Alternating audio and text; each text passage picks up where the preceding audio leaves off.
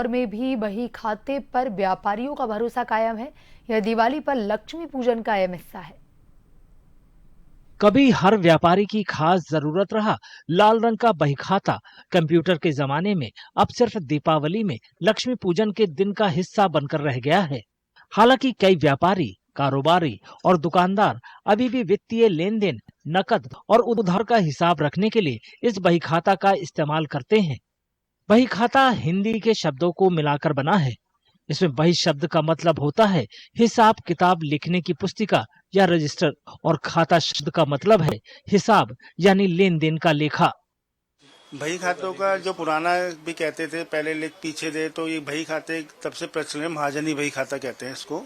जो महाजनी बही खाता है राजा महाराजाओं के टाइम से चलता आ रहा है। इसके अंदर जो भी किसी को लेन देन उधार देना है या कैश की एंट्री है, उसके लिए बही खाते का यूज होता था। वो आज भी वही प्रथा चलती आ रही है। लगभग 2 से 3 टन का माल हमारे यहाँ बनता है। 3-4 हजार किलो का माल बनता है टोटल में। पूरी तरह से हाथ से बने बहीखाता ने अपना पारंपरिक रूप बरकरार रखा है। इसको बनाने वाले लोग पारंपरिक सामग्रियों से लेकर इसे बांधने में इस्तेमाल होने वाले धागों तक हर चीज का खास ध्यान रखते हैं। सारा काम हाथ से होता है। इसमें पेपर है, कपड़ा है, गत्ता है, डोरी है। मेहनत पूरा काम हाथ से होता है, हाथ में छाले पड़ जाते हैं। ये तो पुराने हैं, वही ले रहे हैं, बाकी तो सब कंप्यूटर में आ गए आजकल। जो कंप्यूटर में ही ले रहे हैं।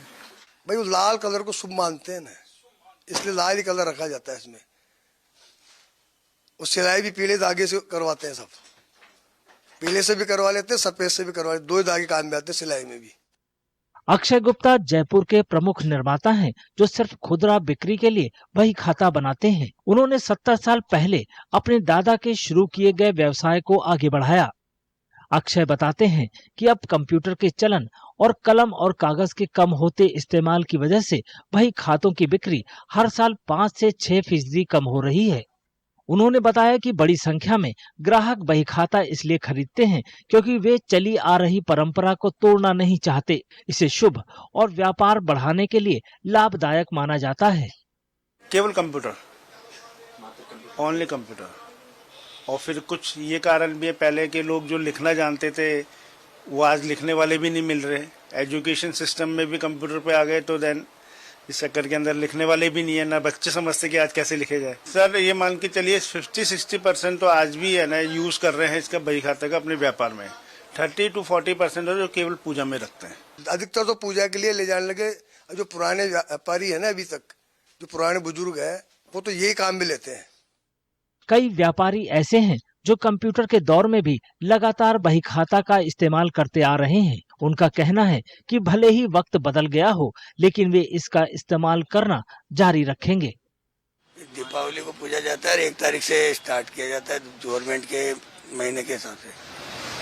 क्या विशेषता है इसकी, क्यों पूजा की जाती है? वो मन में यही होता है कि दिवाली को पूजा करें, और पूजा करने से बस ये बढ़िया रहता है। और क्या, पुराने जमाने की जो चल रही है उसको चला रहे हैं बस। बही खाता पारंपरिक रूप से दिवाली से पहले खरीदा जाता है। ये हिंदू चंद्र कैलेंडर में नए साल की शुरुआत का भी प्रतीक है। इस दिन पुरानी खाता बही बंद कर आगामी वित्त वर्ष के लिए नई खाता बही खोली जाती है। साथ ही धन के लिए देवी लक्ष्मी और बुद्धि और शुभ शुरुआत के लिए भगवान